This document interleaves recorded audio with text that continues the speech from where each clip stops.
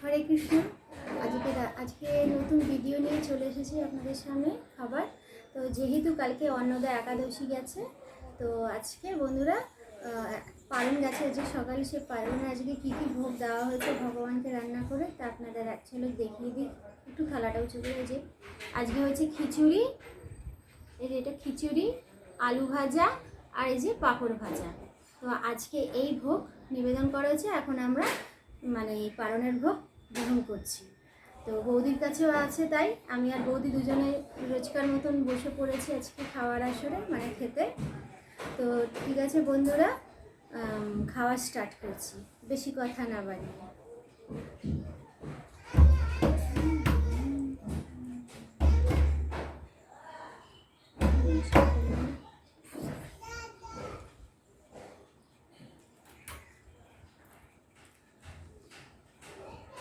বন্ধুরা, এই যে খিচুড়িটা আমরা করি ভগবানের জন্য, তো সমস্ত সবজি দিয়ে খিচুড়িটা করা হয়। কুমড়ো, তারপর আলু, কাঁচকলা দিয়ে খিচুড়িটা করা হয়েছে।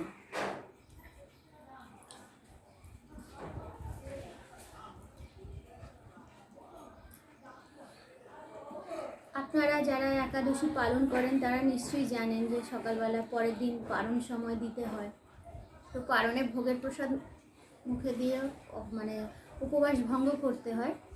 তো একটা বিশেষ অন্ন আছে জগন্নাথ মহাপ্রভু, সেটা মুখে দিয়ে অন্ন উপোসটা ভঙ্গ করে তারপর এই ভোগটা সেবন করতে হয়।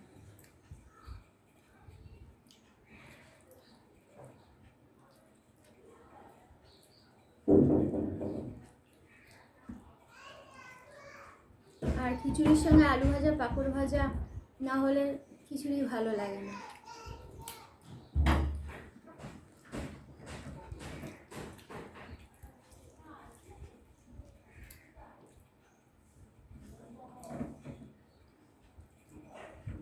এই যে বন্ধুরা, এই যে কুমড়ো, পাকা কুমড়ো।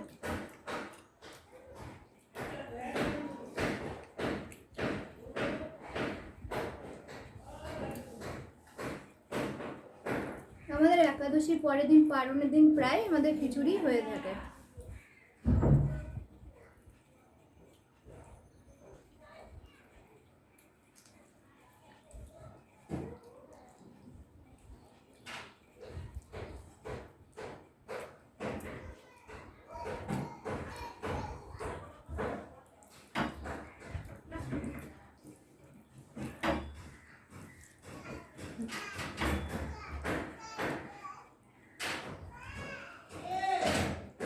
খিচুড়িটা সত্যি খুব ভালো হয়েছে।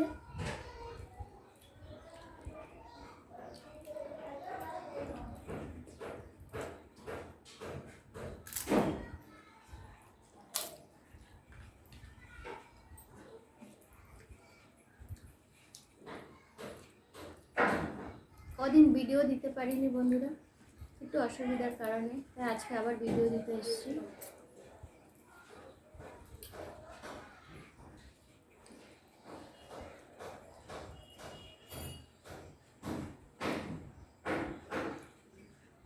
আজকে ভোগের খিচুড়িটা মাই রান্না করেছে।